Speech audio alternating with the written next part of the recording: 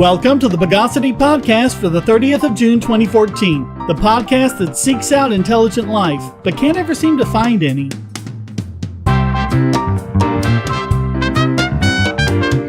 This is your host, Shane Killian, and joining me again this week is Jakob Morris. Jakob, welcome back to the show. Glad to be back. Let's overrule this week's news of the bogus. And our first story is very good news from the Supreme Court. Well, it's about damn time. Yeah. In another case we've been following, Wiley v. California, where the question is whether police officers can look through your cell phone data as part of a warrantless search. And in another 9-0 smackdown, the court ruled that police cannot search through your cell phone data without a warrant. Wait, are those 9-0 things, really, really rare? Yeah, but we've had 3 here in rapid succession. There was one we talked about last week. And there was another 9-0. I haven't read through the decision yet, but it was the one about President Obama claiming all these extra powers with the executive office, and they just smacked him down saying he can't do that. So maybe we'll cover that one next week once I've had a chance to read through it all and figure out what it's all about. But yeah, ordinarily they're pretty rare, and here we just had 3 of them, one right after the other. So police have been saying that searching through someone's cell phone is no different than asking him to turn out his pockets. While that may be true for the cell phone itself, they can see that you have a cell phone, the court ruled unanimously that looking through its contents falls within Fourth Amendment protections. Well, at least something does. I was wondering what it would take.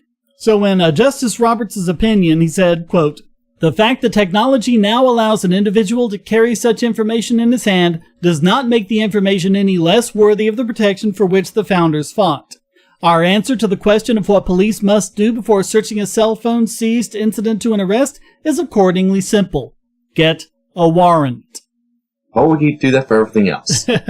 Should be doing it for everything. Well, the whole idea of this is officer safety. If they pull you over, they get to pat you down to make sure you're not wearing a weapon. If they arrest you, they get to search, the surroundings, just to make sure that, there's not anything that can endanger the officers. But of course, that kept getting expanded and twisted and everything to where, they can search for drugs. They can search for all these other sorts of things, even though that has absolutely nothing to do with why they pulled you over or why they're arresting you or whatever.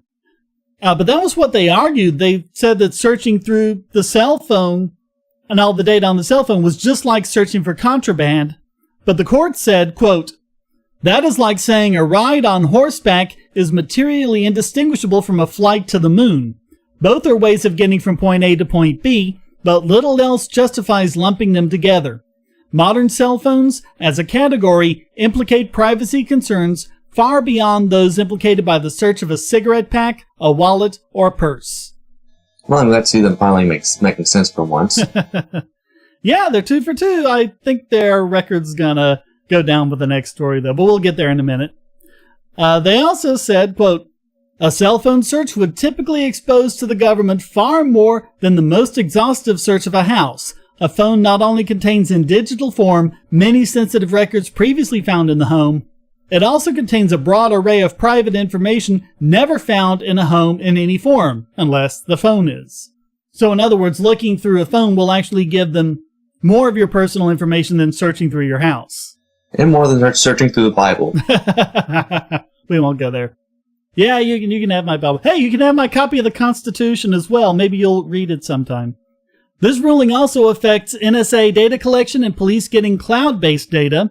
Especially this one part where the court rejected arguments that government agencies could develop protocols to ensure the privacy of citizens. Quote, "The founders did not fight a revolution to gain the right to government agency protocols." And you'd better believe this is going to affect all the arguments in the continued litigation over NSA surveillance. As it should. So we'll say bravo to the Supreme Court on that one, and hopefully they'll rule in favor of our privacy in future cases, especially around the NSA stuff. Hopefully. Not getting my hopes up. Yeah. Okay, so that's the good news. Now the bad news from the Supreme Court. The other case we've been watching, American Broadcast Companies versus Aereo, went against the rights of the people and in favor of continued corporatism in broadcast media. They managed to make me so proud, yet they bleep it all up. Yeah, they actually got my hopes up. It's like, maybe they'll give the right verdict in the Aereo case. Nope. Oh. They were doing so well, too. Yeah, so no more cheap TV. You can't get the free programming over our airways unless you spend the money on a huge HD rooftop antenna yourself, because in a lot of places that's what you need to get a good signal. And then you buy a DVR with an arbitrary monthly fee thanks to TiVo patents, or go through the trouble and expense of setting one up yourself, getting a tuner card and software like Myth TV.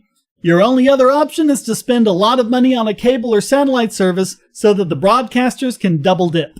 Oh, how delicious. Well, and that's the thing. People complain about the high rates they're paying for cable. Do you realize that in probably most cable systems, you're paying something like $2 a month just for the CBS channel?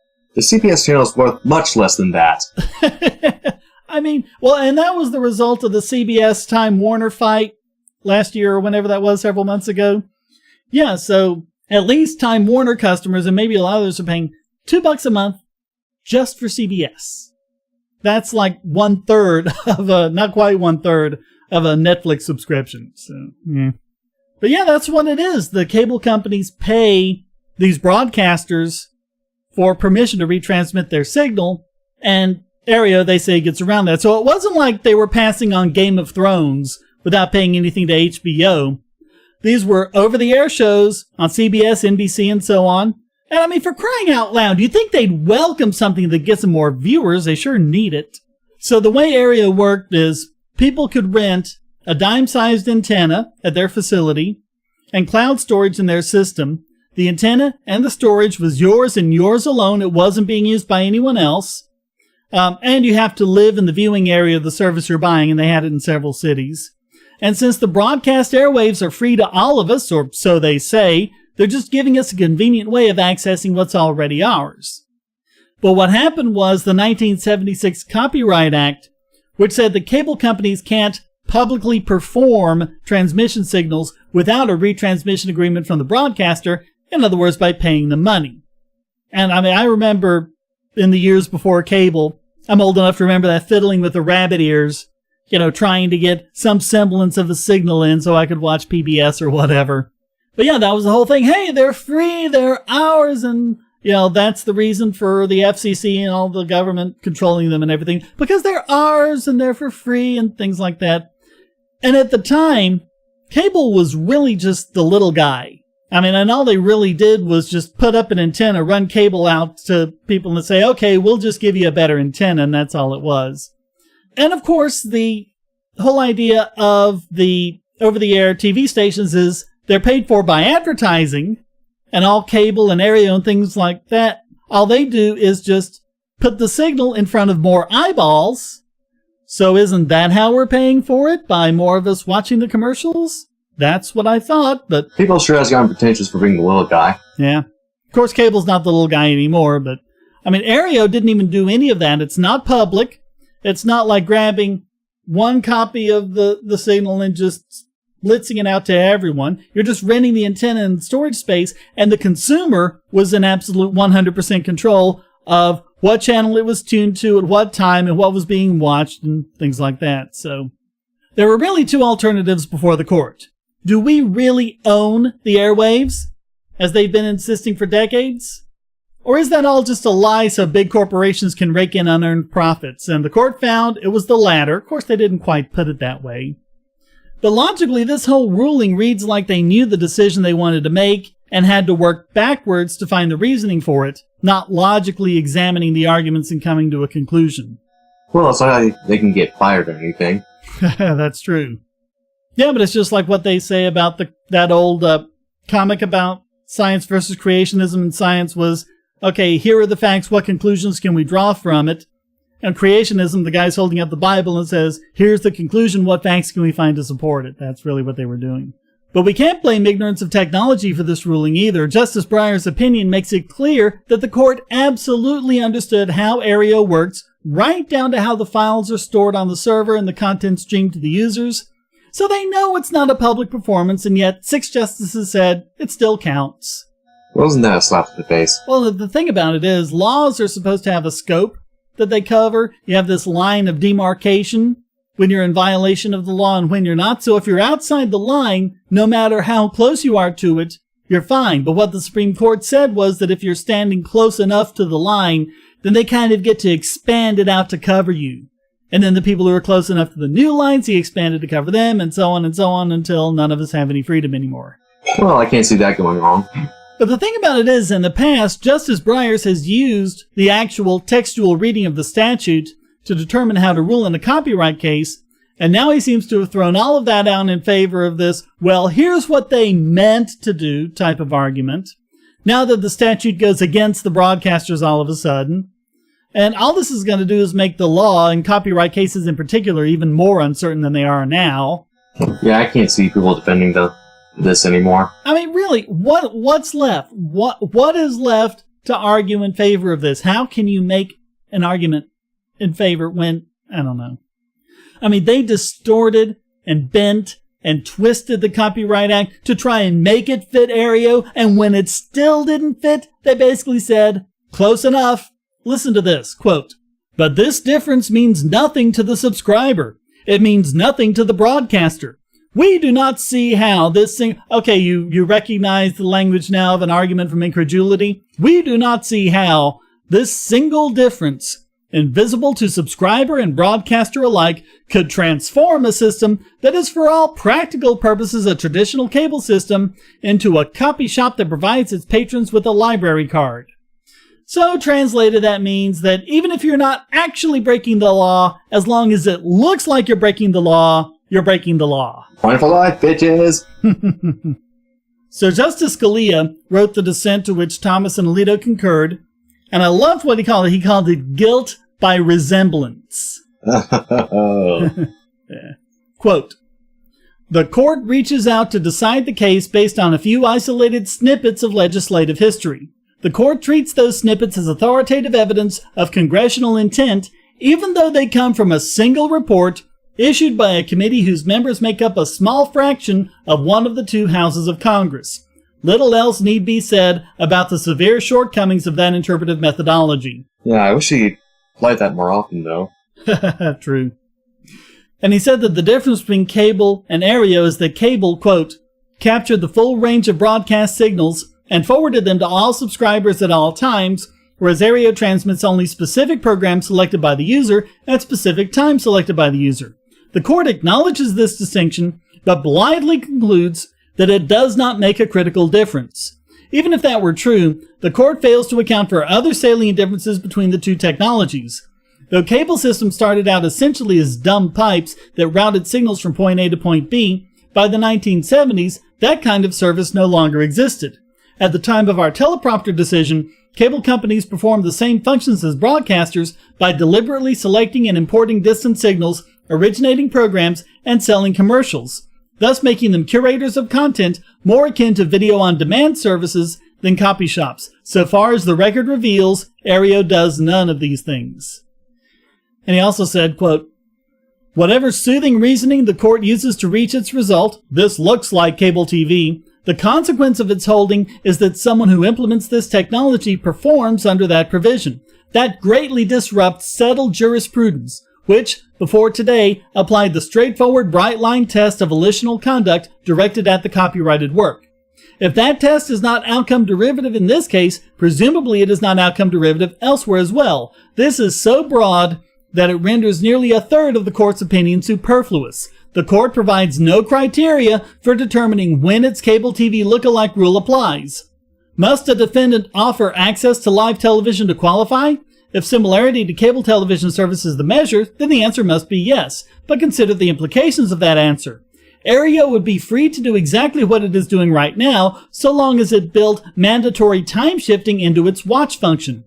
Aereo would not be providing live television if it made subscribers wait to tune in until after a show's live broadcast ended. A subscriber could watch the 7 p.m. airing of a 1-hour program anytime after 8 p.m. So if what he's saying is correct, Aereo could still allow time-shifting DVR functions, which I think is how most people watch TV today anyway.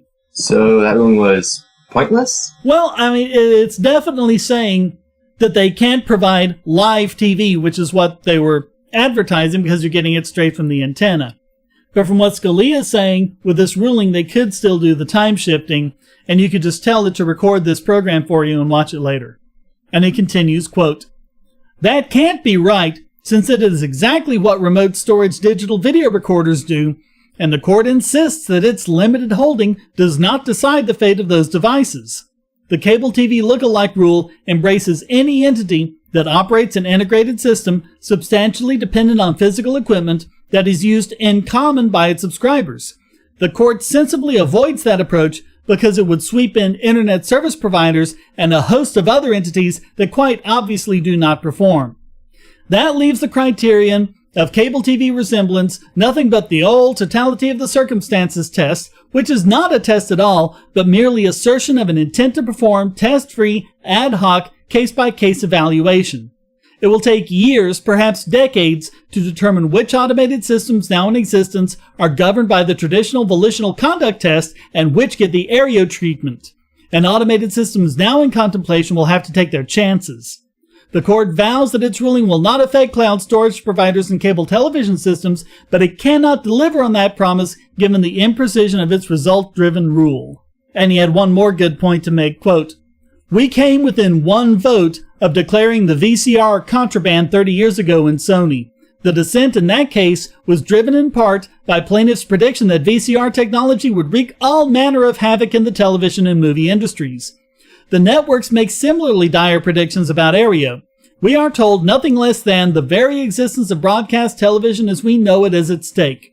We are in no position to judge the validity of those self-interested claims or to foresee the path of future technological development." In other words, he just chided them because it was all based on fear-mongering, and quite right, too. Yeah, again, kind of wish they always kind of talk like that. So just justifying their government. Aereo, of course, posted a response to their blog, quote, "We've said all along that we work diligently to create a technology that complies with the law, but today's decision clearly states that how the technology works does not matter. This sends a chilling message to the technology industry.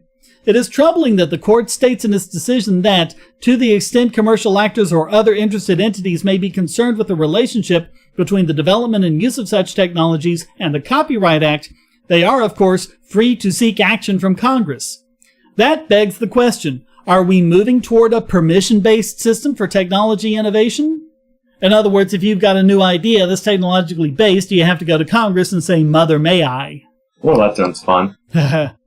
Quote, "We are disappointed in the outcome, but our work is not done. We will continue to fight for our consumers and fight to create innovative technologies that have a meaningful and positive impact on our world." So they're not going away. They're still going to be doing whatever. You know, they can't do Aereo, but they'll come up with something else and maybe try and do what they can within the confines of this ruling.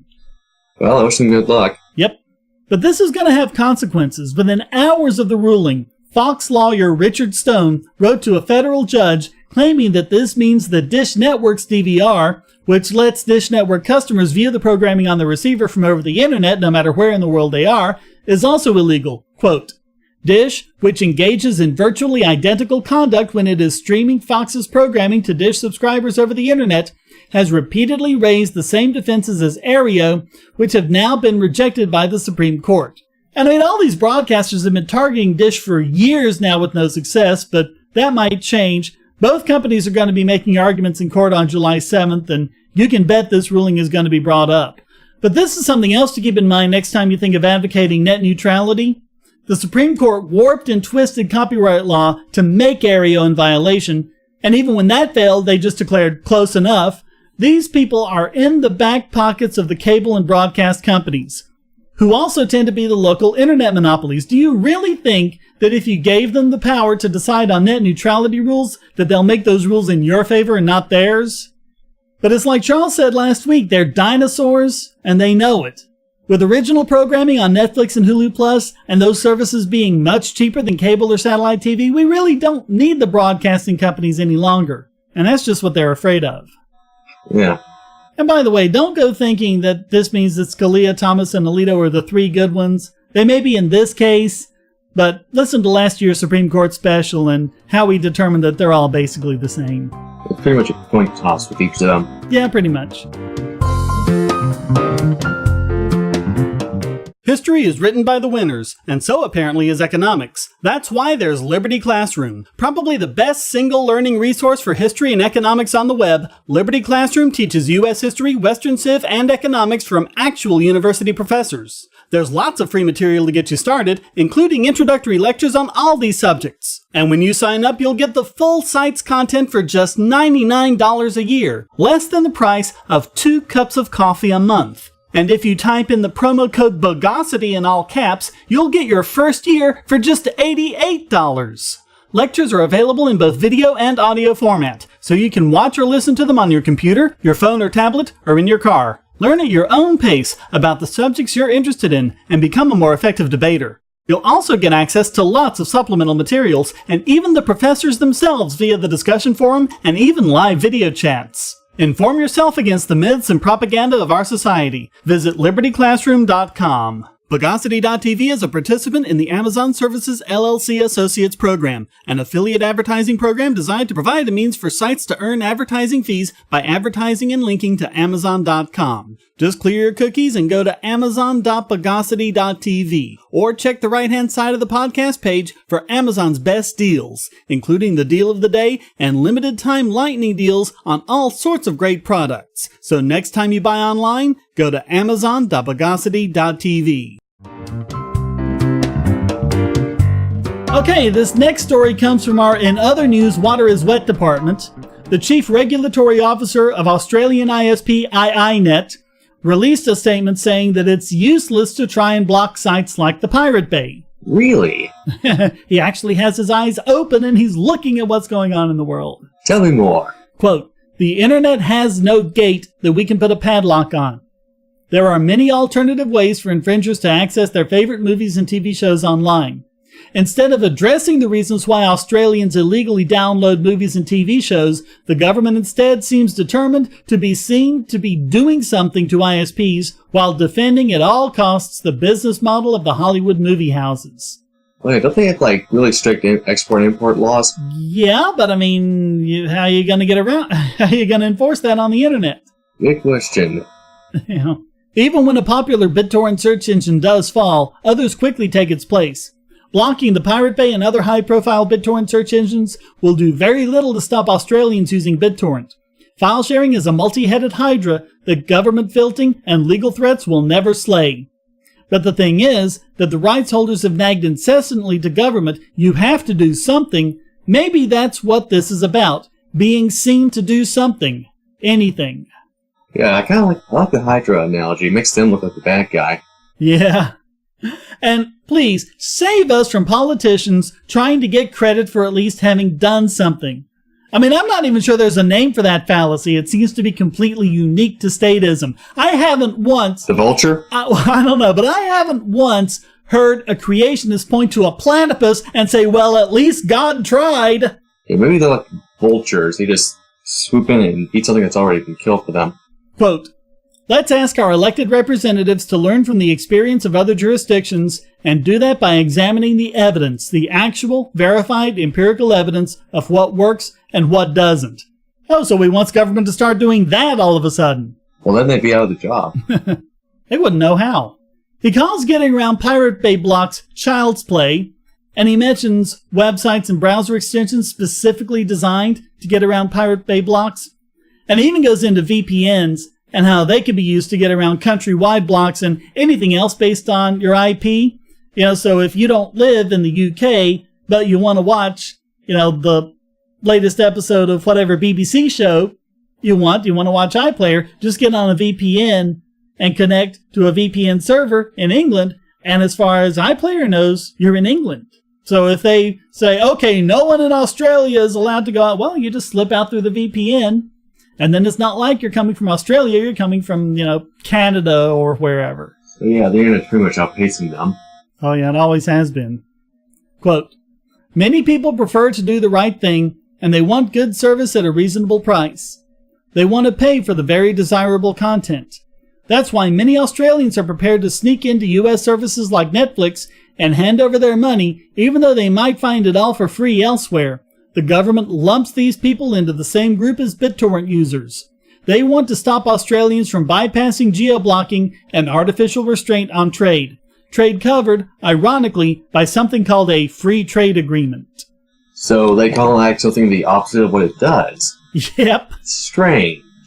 Yeah. You humans baffle me. If George Orwell were alive today, he'd be going, see, I told you so. But I mean, how are you going to do that? When you connect to a VPN, the only thing your ISP sees is you sending out packets of encrypted data. So what are they going to do? Block everything that's encrypted? I mean, if they do that, how are you going to connect to Amazon securely? When you type in your password or your credit card number, all that gets encrypted. So what are they going to say? No encrypted? No, they can't do that. They can't stop you from making encrypted connections.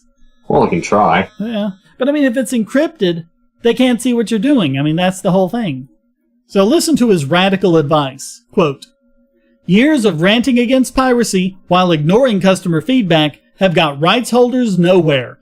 Rather than declaring war on frustrated customers, perhaps we should declare war on the problems which have driven Australians to take their business elsewhere. And to the content control freaks, we say, start treating your customers as customers, not the enemy, and you might find things improve. Well, that's revolutionary. Oh, wait, it isn't.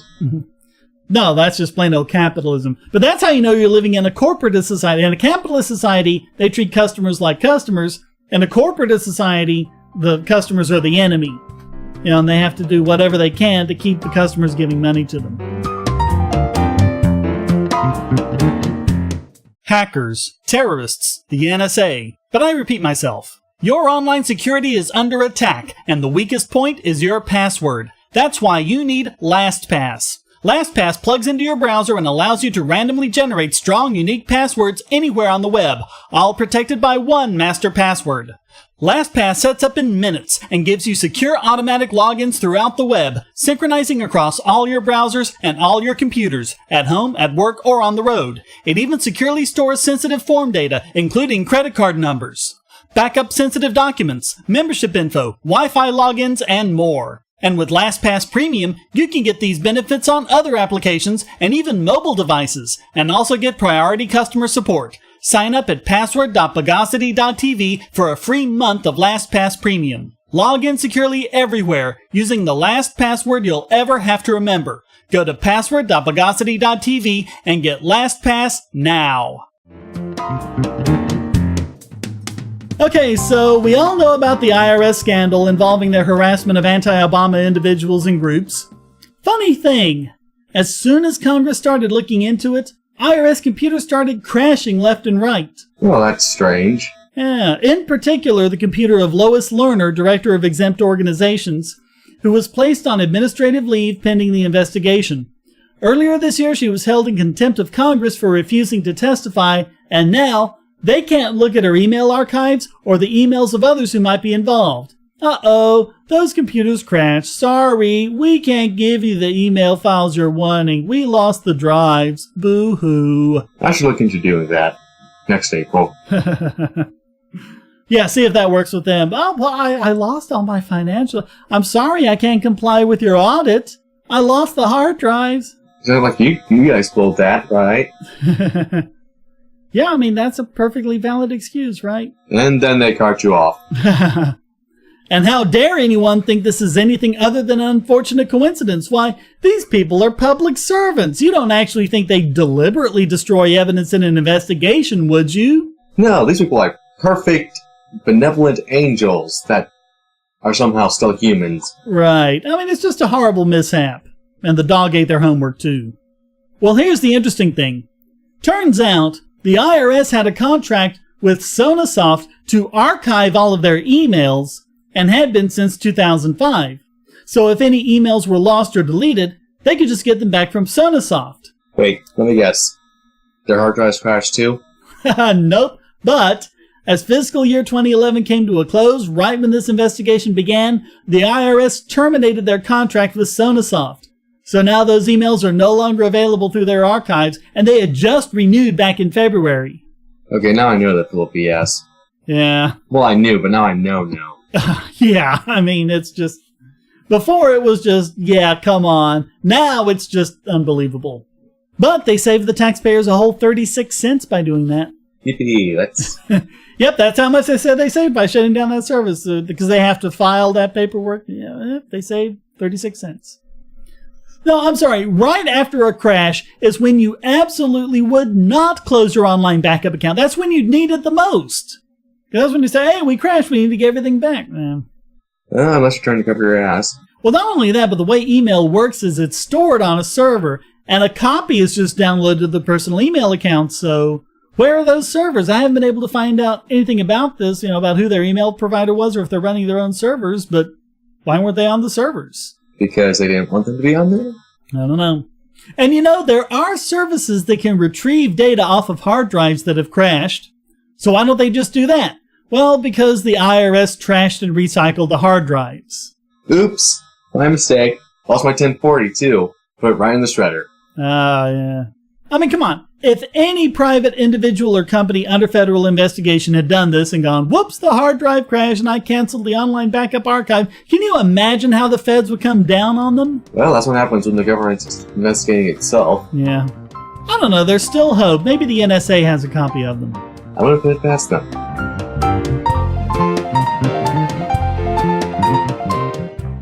Bogosity.tv and all of its services are hosted at GoDaddy. I've been very satisfied with GoDaddy's services and their wonderful 24/7 customer support for over 10 years now. So I'm happy to be able to give you this special offer. Just sign up for any new domain, web hosting, email, or other service and get 35% off with the code WOWNOBOGON. That's WOWNOBOGON. Because there's nothing bogus about these savings on quality internet hosting. Just go to GoDaddy.com and use the code WOWNOBOGON.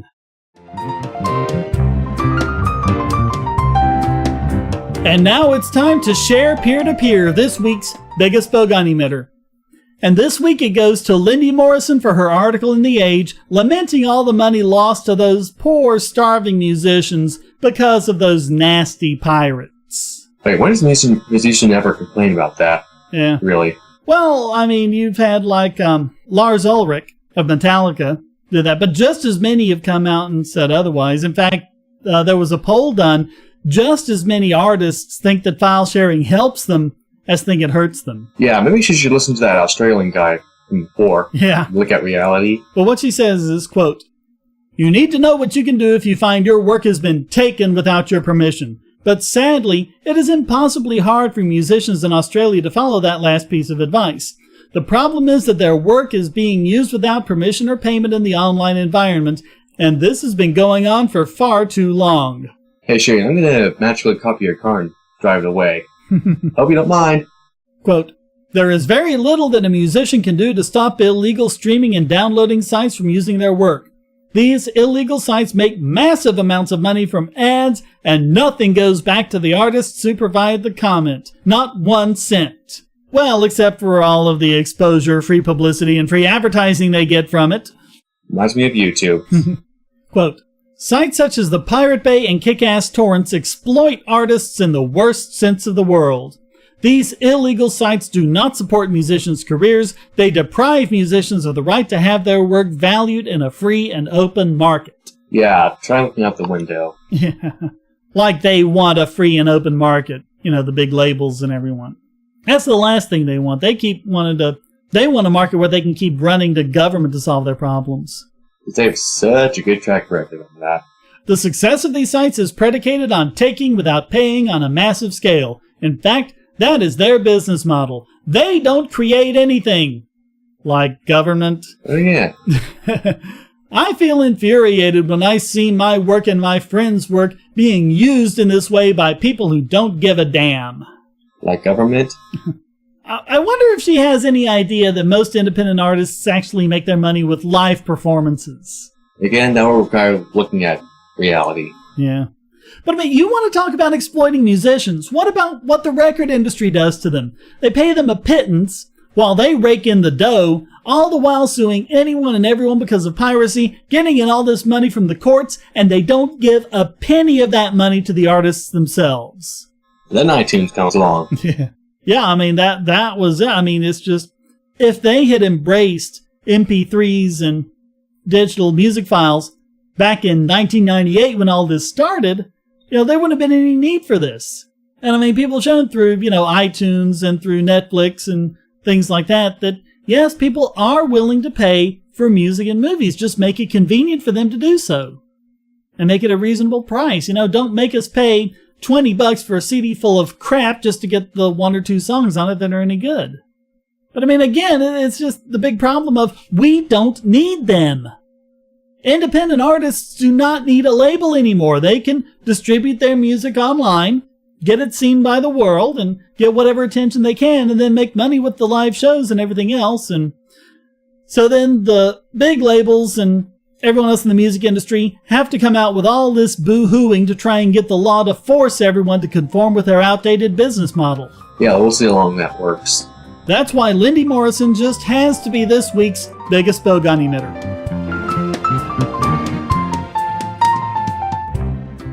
You say you don't like Bitcoin? Why not? Oh, because it's not gold. No problem. Just go to coins.bogosity.tv and you'll be taken to Coinable, where you can buy gold or silver coins or bars with your Bitcoins, with literally up-to-the-minute spot pricing. Now there's no reason not to jump on the Bitcoin bandwagon. Whether you're a Bitcoin miner, service operator, Bitcoin business owner, or market speculator, you can get gold and silver from reputable dealers. And Coinable has Bitcoin liquidity for fast processing of your order. Coinable even utilizes a special shipping infrastructure to ensure that your investment arrives safely at your door. And you know what? By going to coins.bogosity.tv, you won't pay a penny more, a Satoshi more for your purchase. But you'll help this podcast. You can even sell your gold and silver for Bitcoin as well. Coinable is your Bitcoin to gold marketplace. So go to coins.bogosity.tv and start turning your Bitcoins into gold now.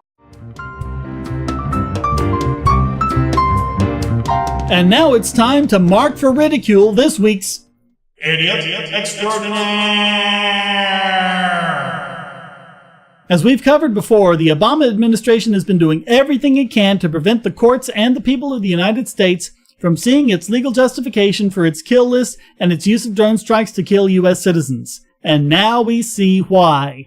The memo used to justify these strikes was released this past week, and as we all figured, it's like the Obama administration named themselves judge, jury, and executioner with no judicial review or any kind of oversight or checks and balances.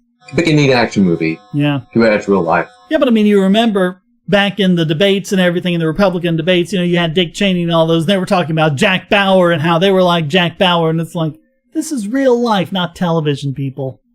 Well, the memo was titled, The Applicability of Federal Criminal Laws and the Constitution to Contemplated Lethal Operations Against Sheikh Anwar al-Awlaki, and it was released on the order of the U.S. Court of Appeals in response to a Freedom of Information Act request from the ACLU and the New York Times.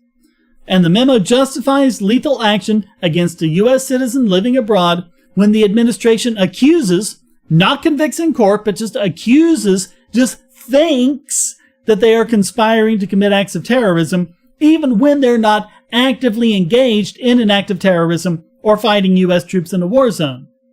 And that is absolutely an infringement of the right to due process under the Fifth Amendment. So, do you think we're going to get another 904 against this? I don't know. Hopefully against. My money's on 4. Yeah. I don't know. They smacked down his Labor Relations Board case 9-0. But unlike the lies the Obama administration has told in the past, this is not done when they're engaged in an imminent attack. Al-Awlaki was eating breakfast at a restaurant when he and his friends saw the drone. They tried to escape in their car, so this can't be considered to be defense. I mean, it's kind of the equivalent of a guy breaks into your home, so you threaten him with a gun. You shoot him not when he's in your home, not when he's running away in your home, but once he's already in the car and speeding halfway down the street, and then you shoot him. I mean, that's what it's like. Even if what they say were true and he were a terror, that's, which, again, they just accuse, they don't prove. And this is done without any due process or legal proceedings whatsoever. And even if they did, a trial in absentia is generally considered invalid since the defendant must be allowed to face his accusers and have legal counsel argue his case. And even if they did convict him in federal court, the federal government doesn't have the death penalty anyway, and even if they did, a drone strike is not a proper form of execution. Yeah, he says, when do we listen to our own rules, man? Yeah. And that's not to mention the dozens of innocent bystanders who get slaughtered for each suspected terrorist they kill.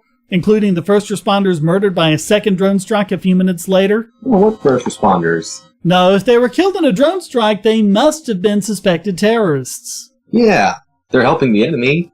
But they've already done this to 3 U.S. citizens. None of them were actively engaged in a terrorist act at the time, and one, Al-Awlaki's 16-year-old son, wasn't even accused of plotting any acts of terrorism. No attempt was made to apprehend any of these suspects, and so far, no one has been called to answer for their deaths. Flying killer robots, don't be crazy. Yeah, I mean, fleet of flying killer robots, I mean, that's the kind of Mad Max, Beyond Thunderdome scenario, post-apocalyptic thing they say would happen with free market and anarchy. It's like, and once again, it's like, well, it's happening now, so what are you worried about? Remember that G.I. drone sketch in Robot Chicken? Oh, yeah. That was good. And like what Rand Paul was worried about when he did his famous filibuster, there's nothing in this memo that would prevent the same justification to be used to kill U.S. citizens within American borders. There's absolutely nothing in there that specifies, on foreign soil or whatever. They're just presented as legitimate legal arguments in general. Also not in general. Who cares? But I mean, really, what did the Obama administration think would happen? Did they really think they could keep this memo secret forever? Well, they certainly tried. Yeah.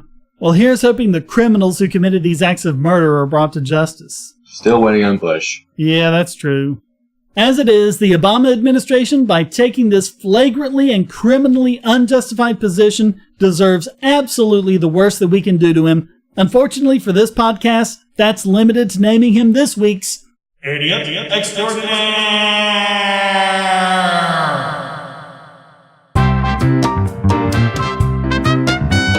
Well, that wraps up this I'll Have a Slice Without So Much Rat in It edition of the Bogosity podcast. Please visit the forums at Bogosity.tv, where you can read the show notes and join the discussion on these and other subjects.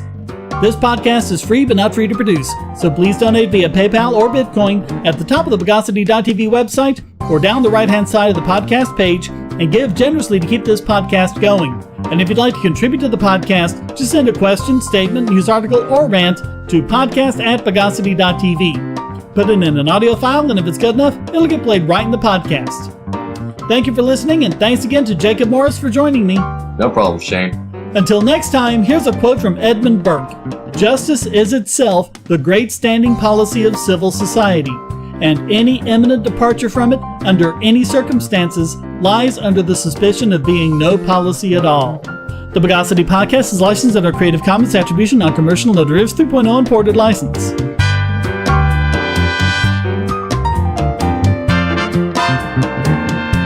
Bogosity.